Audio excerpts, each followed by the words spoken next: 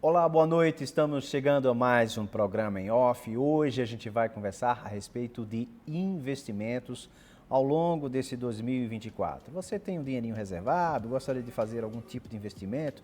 É preciso conhecer as possibilidades e investir naquilo que possa dar mais retorno para você, dependendo do seu perfil. E a gente convidou para conversar a respeito desse assunto um especialista, assessor de investimentos, o Peter Pungs. E ele vai conversar conosco a respeito dessa questão. Peter, seja bem-vindo ao Em Off. E a gente vai conversar sobre um assunto que interessa a muita gente, porque tem muita gente que tem um dinheirinho ali reservado, tal, enfim, e quer investir esse dinheiro para render nesse 2024, né? Então, existem inúmeras possibilidades, né, Peter? Boa noite. Boa noite. Realmente você acertou em cheio, existem muitas possibilidades, tá? E no caso do trabalho de um assessor de investimentos, o primeiro passo dele é fazer um questionário com o cliente para saber quais são os objetivos financeiros dele, né? Quanto ele dispõe, qual é o perfil de comportamento dele. E a partir dessa resposta, você faz o plano de investimentos e a pessoa começa a investir e o assessor acompanha esse investimento ao longo do tempo, se ajustando às variações do mercado. Pela sua experiência que tem, quais são os tipos de investidores que existem? Bom, basicamente, existem três classes básicas, né? O conservador é aquele que tem horror a risco, que tem uma rentabilidade garantida mínima. Tem o moderado, que já tem um perfil que pode arriscar um pouquinho. E tem o agressivo, que ele realmente vai onde tem o maior retorno possível, admitindo também, eventualmente, perder um pouco do seu investimento. A gente sabe que em outros países, o conservador, ele consegue ter bons rendimentos, mesmo que mais modestos, né? Porque a moeda é mais estável e tal. Num país como o Brasil, há como você ser um investidor conservador e ter um ganho razoável? O Brasil, ele realmente, a taxa de juros dele é muito alta, então o governo ele precisa financiar a dívida dele, então ele tem que pagar juros maiores para o investidor. Então você vai aplicar em renda fixa, você tem títulos de boa rentabilidade, sem correr grandes riscos. Então, há essa possibilidade, né? Ah, sim. Para o caso do investidor que é mais conservador, o que é que seria mais indicado, hein? O mais conservador ele tem basicamente três classes de investidores, de investimentos na renda fixa. Tem a renda fixa que se chama emissão bancária, que são os títulos emitidos por instituição financeira, chamado CDB, LCI e LCA. Tá? Eles tem uma garantia até R$250 mil por cada emissão. E tem também o grupo chamado crédito privado, que são os CRI, CRA e debêntures. E esses, por o fato de não ter essa garantia, a garantia é a própria empresa que emite, fornece uma taxa de maior rentabilidade. Então ele consegue navegar entre esses dois mundos de renda fixa. Na minha infância, talvez na sua adolescência, não sei, nós éramos acostumados a colocar dinheiro na poupança, né? Cada um tinha o seu cofrinho lá, ia lá, botava na poupança, enfim. Hoje em dia é inviável a poupança no Brasil, pode dizer assim? A poupança ela tem um apelo cultural muito forte no Brasil, por ser muito antiga e se vendeu muito aqui. Mas hoje em dia não tem muito sentido você ter dinheiro na poupança, porque a rentabilidade muito mal chega à inflação. Então você deixa o dinheiro na poupança, você às vezes perde para a inflação também. Então, não é uma coisa boa. É aquela pessoa que não teve educação financeira nenhuma, bota na poupança. Infelizmente, é uma realidade do nosso país. Não tem na grade escolar educação financeira, como investimento, orçamento. Então, por isso que tem esse problema aqui no país. Você tocou numa questão interessante. Deveria ser uma matéria já desde ali um ensino fundamental, né? Para que nossos filhos fossem aprendendo ao longo da caminhada na escola essa questão, a importância da educação financeira, coisa que existe em outros países, né? Isso, em outros países, por exemplo, na Alemanha, eu morei uma parte lá até os 11 anos, eu comprava selo no correio, botava no álbumzinho e quando completasse, aí no banco, ele era convertido em dinheiro numa poupança minha, chamada Sparkasse, né? Porque isso foi na década de 70. Então, aqui no Brasil, eu só vim ter contato com o mundo financeiro no terceiro período da faculdade, ou seja, com 20 anos. Né?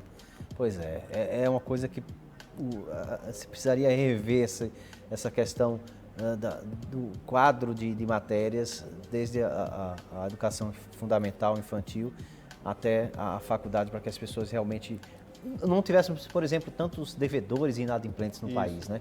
Porque é um número absurdo hoje. Bom, mas nós estamos falando daquelas pessoas que conseguiram investir de alguma forma, juntar um dinheiro, um bem, enfim, e querem investir. Vamos falar do investidor moderado. Ele normalmente aplica em quê? O moderado, ele coloca uma parte da carteira em renda fixa e outra parte ele já arrisca em fundos multimercados, que é um fundo mistura de renda fixa com renda variável, ou vai na própria ações de empresas, ou vai em emissões primárias também, de fundo de investimento imobiliário. Ou melhor ainda, ele vai em operação de derivativos, que são questões mais complexas, mas dão muito maior rentabilidade também. Também um risco maior. Então ele faz um mix nessa régua de risco. E o investidor agressivo? O agressivo, ele já nem olha por renda fixa, tá? Ele acha que aquilo ali é fichinha. Fichinha, ele quer mesmo sangue emoção. Na veia, quer emoção, adrenalina. Mas pode ser beneficiado com... Para você ter ideia, hoje a gente consegue, você tendo conta numa corretora, você consegue abrir uma conta nos Estados Unidos sem custo nenhum, investir no mercado americano, em dólar. Você pode investir lá em bonds, que são debêntures de empresas mundiais lá, em fundos de ETF, de índice, e ações. Para você ter ideia, uma empresa americana, que é a Apple, ela sozinha vale muito mais do que todas as empresas que estão listadas na Bolsa Brasileira chamada B3. Então, você com R$10 mil numa conta, você pode ter uma conta internacional e ter acesso ao mercado que se não tinha, que era para elite antigamente só. Só quem tinha $1 milhão ou $500 mil podia abrir conta lá fora. Hoje, qualquer pessoa do varejo consegue abrir conta lá. Interessante. Bom, Peter, e de qualquer forma, é importante que se a pessoa quer investir de alguma forma, que ela procure uma pessoa que entende do assunto, né? Porque a gente pode dizer que é complicado quando você não conhece e quer investir por conta própria, você corre muito mais risco. Eu assim, conheço várias pessoas, eu mesmo passei por esse processo, eu estudei muito antes de trabalhar na área, né? Na realidade, originalmente eu trabalhava na área de TI e comecei a me interessar. Então, quando você estuda, você aprende, tá? Mas espera aí, eu estou decidindo sozinho.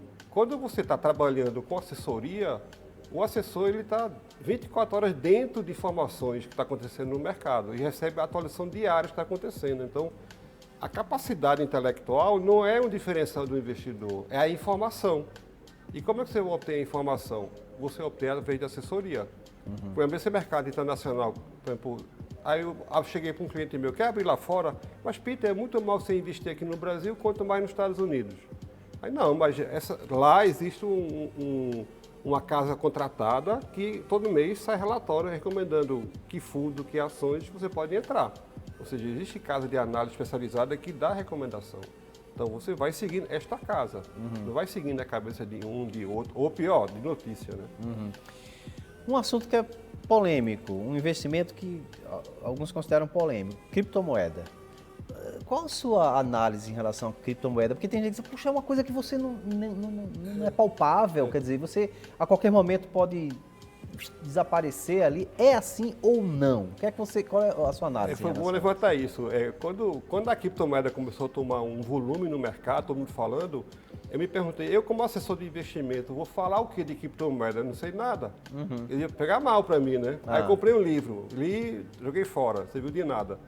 Aí eu peguei, abri uma conta numa corretora lá fora de criptomoeda, botei um dinheiro lá e comecei a estudar tudo que tinha lá nessa corretora, cheio de curso, e comecei a operar tudo que ela tinha. Então, hoje, o que é que você diz a respeito disso? Assim, criptomoeda é um tipo uma loteria, uma aposta. Ganha quem emite a moeda e se você acertar uma moeda que vai criar fama. Não existe um lastro na moeda. Então, eu pessoalmente não recomendo para os meus clientes. Se quiser entrar, entre, mas eu consegui em 6 meses perder 50% do capital. Agora, eu aprendi criptomoeda. Ou seja, se o cliente perguntar para mim qualquer coisa, eu respondo. Sim, então, para mim, foi um curso. Ok. Bom, e você acredita que hoje os brasileiros estão mais conscientes da necessidade de investir para lá na frente usufruir daquilo ali? Então, por que está mais consciente? Porque com a internet você tem acesso à informação que antigamente era concentrada em gerente de banco. E o gerente de banco botava o quê? Botava um seguro, botava um título de capitalização, produtos bons para quem? Para o banco. Aham. Ou ligava para você para financiar seu carro ou uma casa, que ele aumentava o seu passivo. Hoje você tem vários treinamentos no mercado, na internet, você consegue treinar. Tá? O brasileiro está começando a aprender lentamente o que é investimento graças a essa mídia, acesso à informação. E, como a gente já tinha falado, procurar uma pessoa que entenda do assunto. Por quê? Porque esse assessor de investimentos ele vai ser profissional especializado para ajudar, né? Ele vai ter esse conhecimento especializado e pode direcionar da melhor forma, canalizar da melhor forma possível esse tipo de investimento, né? O assessor, a ideia dele é essa, né? Ele fica assessor de um cliente e fica tendo, por exemplo, periodicamente ele dá uma revisão de carteira. Olha, então tem um suporte. Tem. Olha, sua carteira rendeu esse mês tanto, o que rendeu positivo foi esse ativo, rendeu negativo foi esse ativo, aqui é melhor trocar, não pode manter, que é uma coisa temporárica. Quando algum lançamento novo de algum papel que vale a pena, com lançamento primário, que é vendido abaixo do preço do mercado, o assessor informa ao cliente, olha, vai haver um lançamento de tal aplicação, seja de renda fixa, seja de renda variável, de acordo com o perfil. Então, constantemente há essa informação de intercâmbio com o cliente. Então, ele fica com a informação também. Quando há essa personalização da estratégia, quer dizer, você já definiu que o investidor é conservador, é moderado, é agressivo, então fica mais fácil você encaminhar aqueles investimentos? Isso para mim é fundamental que a pessoa preencha, antes de eu virar assessor, um questionário que eu envio. Por quê? Porque quando eu tiver algum lançamento novo, eu vou no questionário que o cliente respondeu e já sei o que eu devo oferecer ou não. Aham. Tá? Então, às vezes, isso é muita burocracia, me deu o que rende mais. Não, eu preciso saber onde você vai ficar bem atuando, para justamente não oferecer uma coisa que não combina com a pessoa, que vai dar problema lá na frente. Outra coisa que é importante colocar é que talvez o assessor de investimentos não é um mágico, né? Não. Ele não vai transformar o seu dinheiro, os seus 100 mil em milhões de uma hora para outra, quer dizer, tudo vai depender do mercado. Agora, óbvio, há aquela tendência, as tendências elas podem ser seguidas, né? A ideia do assessor não é prever o futuro, como muita gente pensa, né? A ideia do assessor é justamente explicar para o cliente as opções que tem e quais são os prós e contras e o cliente tomar a decisão. É mais ele dá a informação. Às vezes o cliente pergunta a opinião também, né? Mas a ideia é educativa. Então o assessor ele educa o cliente a conhecer mais do mercado, que fica melhor para os dois, tanto para o cliente como para o assessor. E aí o cliente decide em que vai investir, dependendo do perfil de risco. O mais agressivo, ele vai ter plena consciência, óbvio, o assessor vai informar isso a ele, vai ter plena consciência de que ele pode ganhar bem, mas pode perder também, né? Pode. Porque quando a pessoa entra numa operação de renda variável, a ação pode muito bem descer. Ou entra numa operação de derivativos e contra. Como no ano passado, muitos multimercados perderam dinheiro. Porque todos os gestores de fundos multimercados erraram a direção. Sim. Então, muita gente perdeu, o multimercado ficou com raiva, quer sair. Mas, meu filho, o multimercado ele tem a volatilidade, ele sobe e desce, fica, mas psicologicamente a pessoa não aguenta, algumas pessoas. Então, compra na alta, vende na baixa, e depois fica falando mal. Eu já vi algumas pessoas falarem assim, mas isso aí é o próprio setor, ele vai direcionando, enfim, nesse ganha e perde, é uma coisa meio que direcionada mesmo. Então, é assim ou não? Não é, porque hoje, para você ter ideia, eu tenho à minha disposição 750 fundos de investimento para escolher para o cliente. São várias casas que montam esses fundos. Eles concorrem quem melhor rende para captar mais cliente. Então, na hora dessa, o cliente vai, quais que tem? O assessor vai pegar quem rende pouco ou rende muito. Então, se eu tiver algumas casas fazendo isso, ganha quem está ganhando muito, né? Se bem que eu já ouvi falar que assim, quando você tiver, por exemplo, uma ação que tiver na baixa, é bom para comprar, porque há a possibilidade dela subir. Ou quando está na alta lá, enfim, realizar o lucro. Segura a onda, porque aí vai cair um pouquinho e tal. É assim, a tendência é essa, ou há a possibilidade de você, numa ação que está na alta, você investir e ela aumentar ainda mais? Existem dois tipos de investidores em ação. Existe aquele buy and hold, compra e mantém até a morte. Até a morte ou da empresa no bom ou sentido, sua, né? Buy and hold. Ou seja, ele não vende nunca. A empresa é boa, fatura bem, o balanço dela é ótimo, projeção boa, então vai comprando todo mês, que é o segredo. Comprar todo mês um pouquinho para fazer um preço médio. E existe aquele que aproveita as subidas e descidas, ele quer surfar na onda. Então ele tem que adivinhar quando é alta, que vai descer, e tem que adivinhar quando chegou na baixa. É a coisa mais difícil. É o famoso stock picker. Tá? Então existem esses dois tipos de compradores de ação. É tão difícil assim? Ou, por exemplo, numa troca de governo, já se sabe que vai, naquele momento ali no final do ano, vai se baixar mais ou vai se aumentar mais? Dá para se perceber dessa forma também, num momento específico daquele país, ali vai se ter uma alta, vai se ter uma baixa. Dá para fazer esse tipo de previsão? Dá sim. Eu tocou num ponto muito importante, que é a taxa de juros do país. Por exemplo, a Selic aqui. Quando a Selic sobe, o que acontece com o setor produtivo? Ele deixa de produzir, deixa de investir. Aí ele cai, a ação cai, a bolsa cai como um todo. Isso aconteceu no governo passado, que quando a eleição houve polêmica, então a taxa Selic subiu, a empresa teve a recessão, caiu. E a gente vai falar no princípio do próximo bloco sobre este 2024. Aí você vai dar as dicas em que a gente pode investir nesse 2024, nessas três categorias. Porque agora eu vou falar a respeito da Croma Energia, a primeira empresa a atuar na região Nordeste. São mais de 15 anos de mercado. A empresa nasceu em 2008 e foi idealizada pelo atual CEO, o Rodrigo Melo. Tem uma visão moderna, aplicada à gestão, comercialização e geração de energia. Usa e une tecnologia, a expertise e a otimização de investimentos para proporcionar uma maior eficiência energética e o melhor custo-benefício para os clientes. São mais de 400 unidades atendidas até hoje, muito bem atendidas e satisfeitas. E você, micro, pequeno, médio, grande empresário, se quiser ter energia limpa e renovável, pode ligar para a equipe da Croma. O telefone está aqui embaixo. Anota o telefone, liga, conversa com a equipe da Croma Energia e certamente vocês vão chegar a um entendimento e você vai iniciar esse 2024 com energia limpa, renovável dentro da sua empresa. Vamos ao intervalo. Daqui a pouco a gente volta.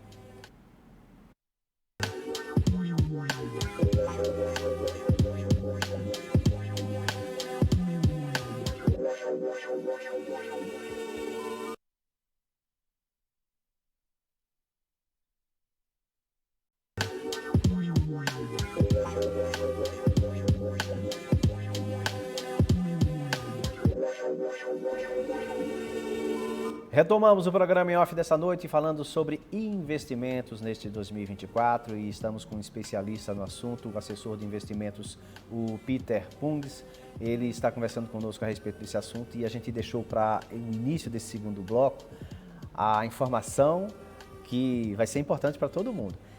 Peter, 2024, neste ano, qual vai ser a melhor forma de investir? Em que a gente pode investir para tirar bons lucros lá na frente?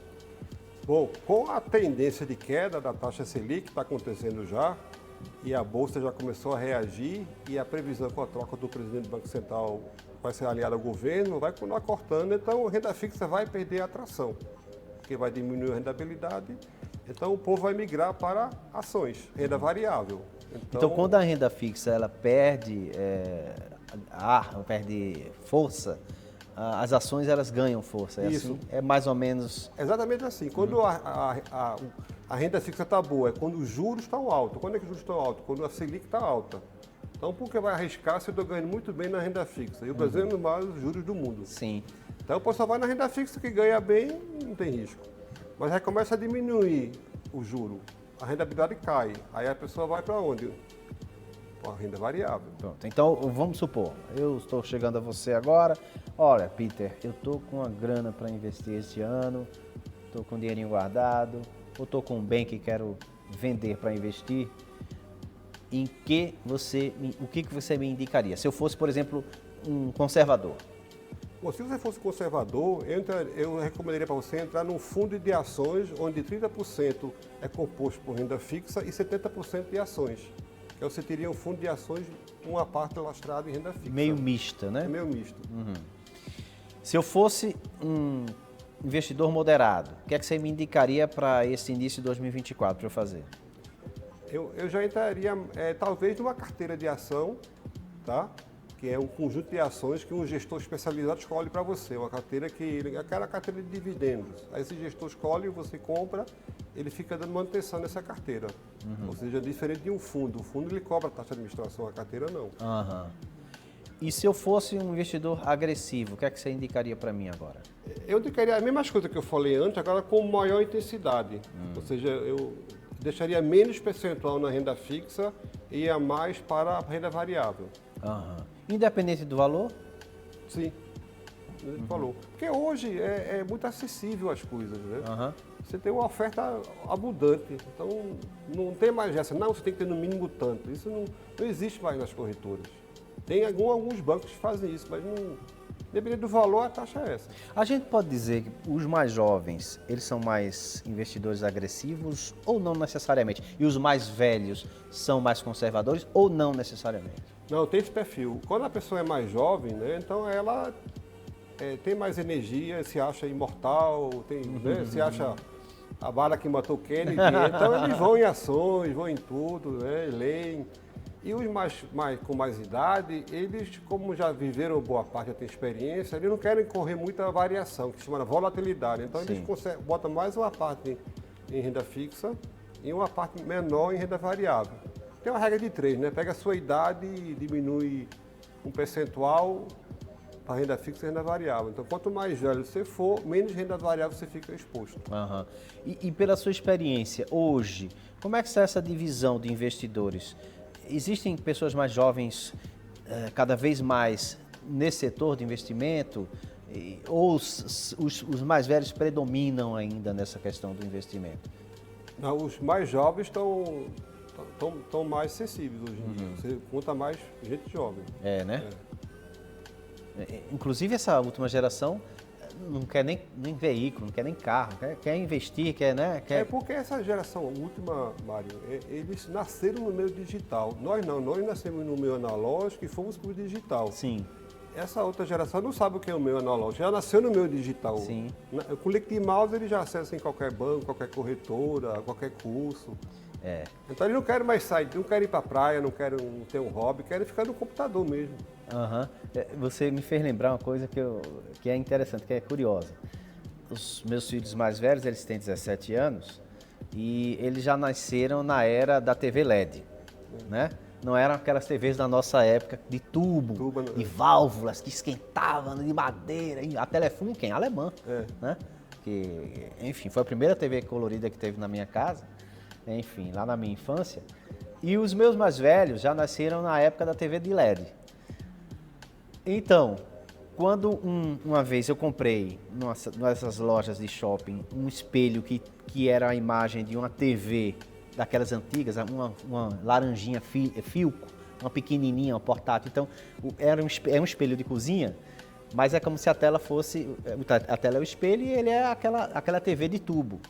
Aí o meu filho era criança ainda e fez: papai, gostei desse micro-ondas que o senhor comprou. Não era um micro-ondas, era uma TV, mas para ele, para a geração dele, aquele parecia um micro-ondas, porque ele nunca tinha conhecido uma TV de tubo, né? De verdade. Enfim, é aquela questão que você falou. Quem nasceu agora no digital não tem ideia do que acontecia antes, né? Aí já vivencia o touch do celular, né? Enfim, administra tudo ali, inicialmente nos joguinhos e tal. E a tendência é essa, né? Até o castigo mudou, né? Antigamente o castigo é não vai pra rua brincar. O castigo é não mexa no computador nem no celular. Isso, né? Essa é a pior coisa do mundo. Se eu disser isso para um meu mais novo, que tem 6 anos, é o pior castigo.